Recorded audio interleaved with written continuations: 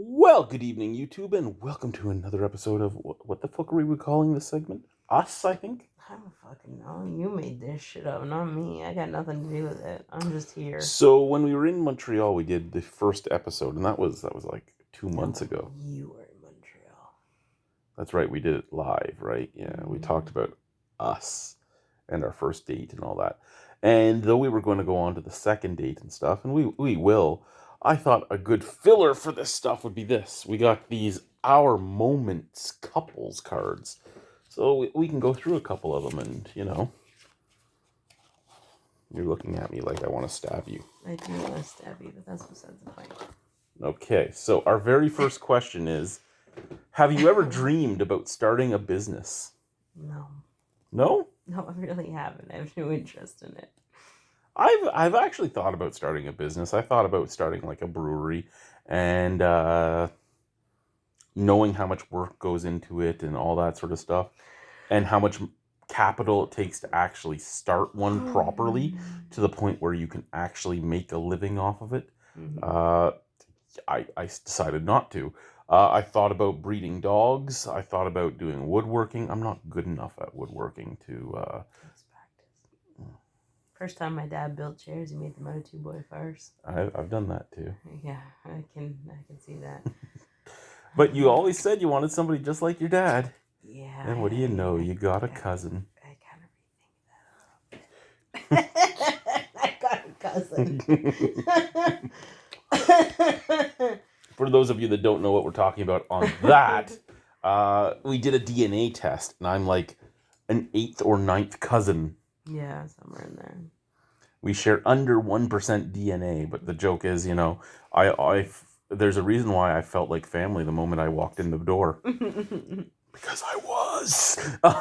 It's actually really kind of intertangled because you're related on my dad's side, and my aunt and uncle, my dad's brother, and his wife are actually related, and you're actually related to her as well. Yeah.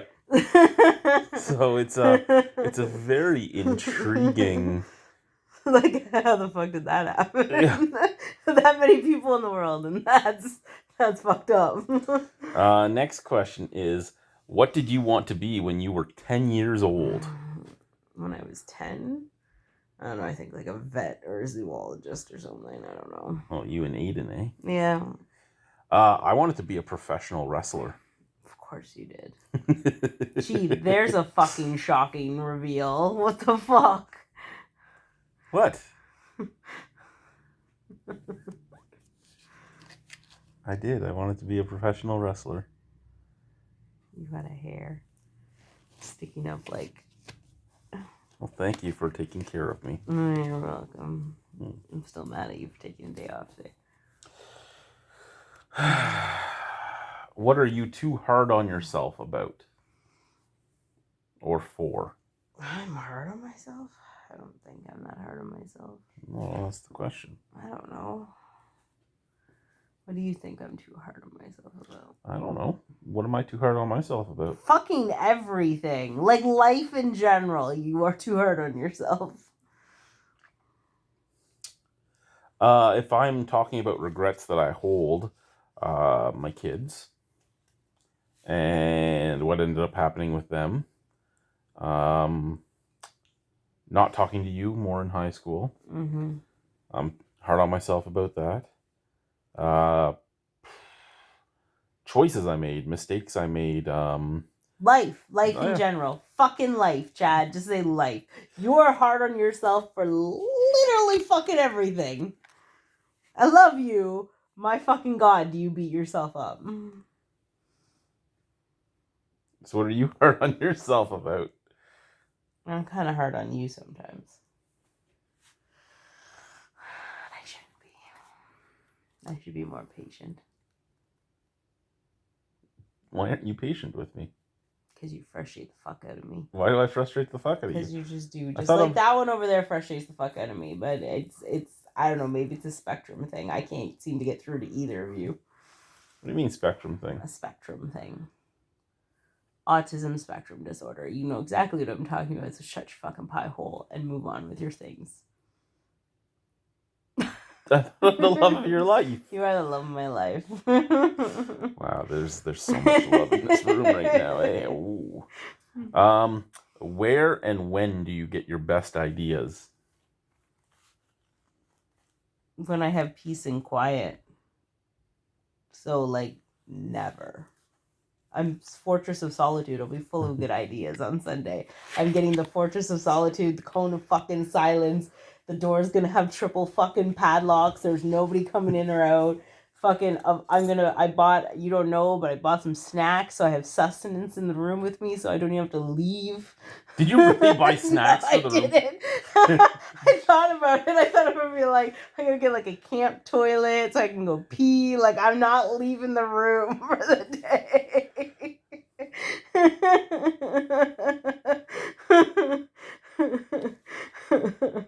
I don't want to hear the word mom come out of anybody's fucking mouth for the day. It'll be the best Mother's Day ever. For me, it's usually anywhere, but after like 2 or 3 days with no sleep. Oh, like the hallucinatory ideas. Those are. Oh yeah, like that poem I wrote. Yeah, that. You didn't like that poem? It was rough, babe. It was rough. It was a good try. I don't think you ever polished it off, though. No, I never went back to finish it. I just because you went to sleep. Basically, I was on a fucking roll. I was sitting there. I was going back. I was redoing verses. I'm like, these are rough as fuck, but they work. And then I went to sleep, and it was gone. Mm-hmm. But yeah, the hallucinatory ideas are where I come in very well.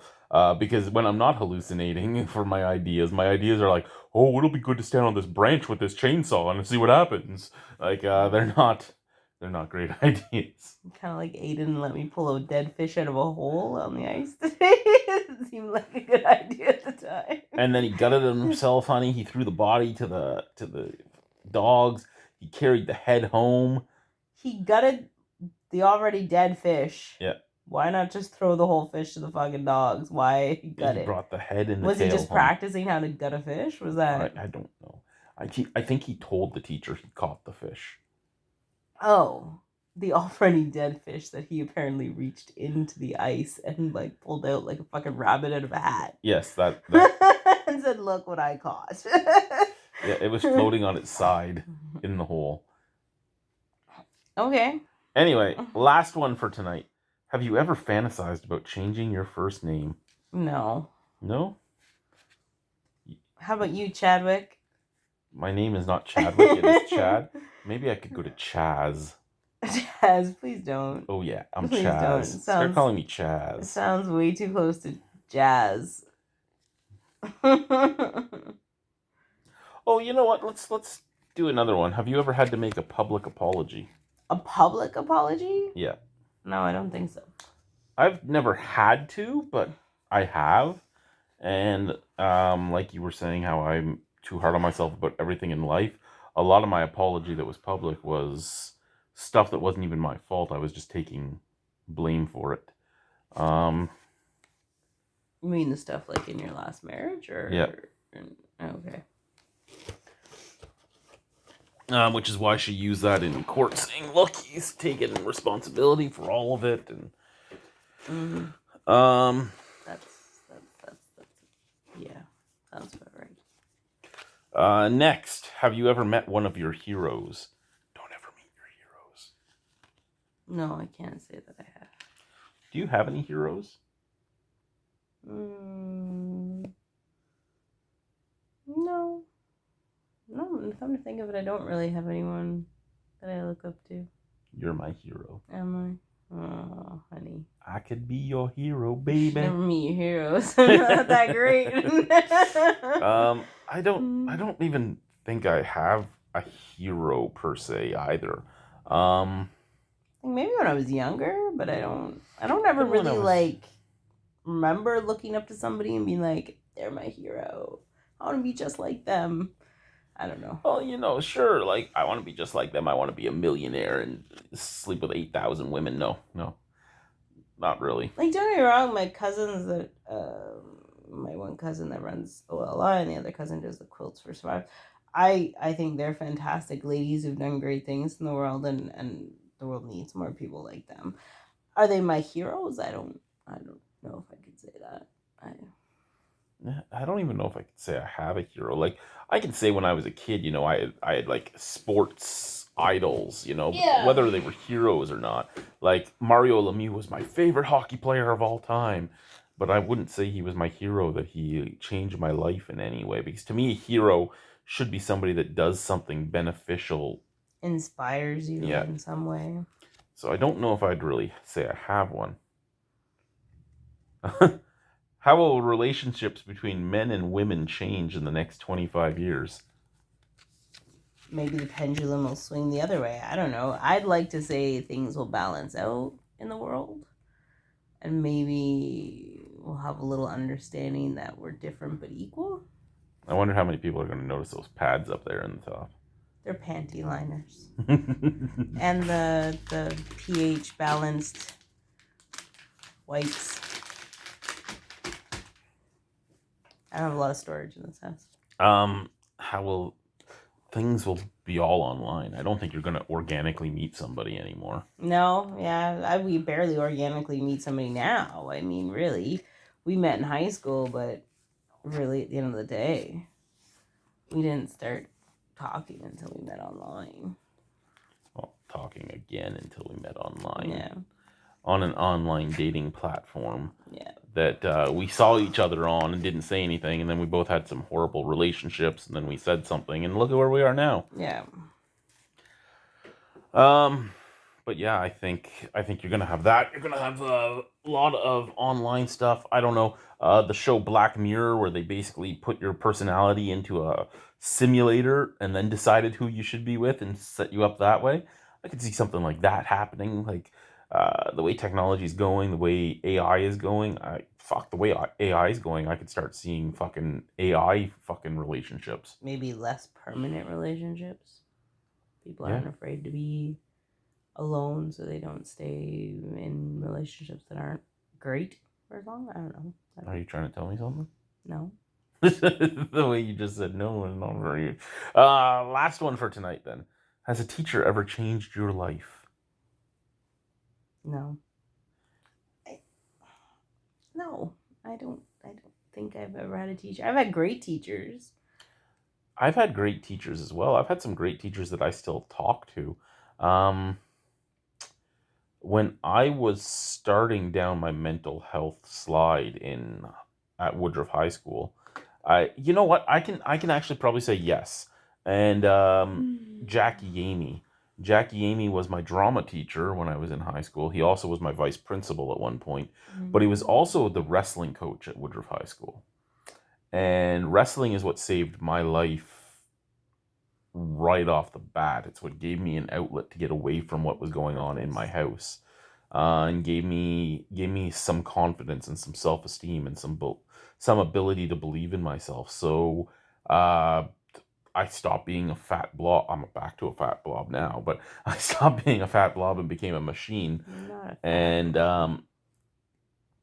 I became very good at what I did, and I trained a lot, and it kept me out of a lot of the things that were happening at my house, and kept me away from some of the men that my mother was with at the times, and again gave me purpose and drive. So in all honesty, not academically, because I'm a fucking university dropout now, but yeah, I think I could say Jackie Amy changed my life. You're a university dropout. I'm a 3-time post-secondary graduate, and we're in the same spot in life. So I don't really think that that's, like, we're both living in fucking Pavernatuk. Like, we're working at a northern store. Okay, well that was us, episode 2. So next time, I don't know, we might do more cards, or we might talk about the second date. But yeah, second date. Shit, where the fuck was I? I wore a kilt to our second date. Oh, right. Shit. And That's a long time ago. I tried to kiss you and I missed your mouth. Yeah, you did. Like 4 times. Yeah, but I mean, it was still better than the awkward handshake after the first date. What are you talking about? That was a great handshake. Sure was. Anyway, guys, thank you. Bye.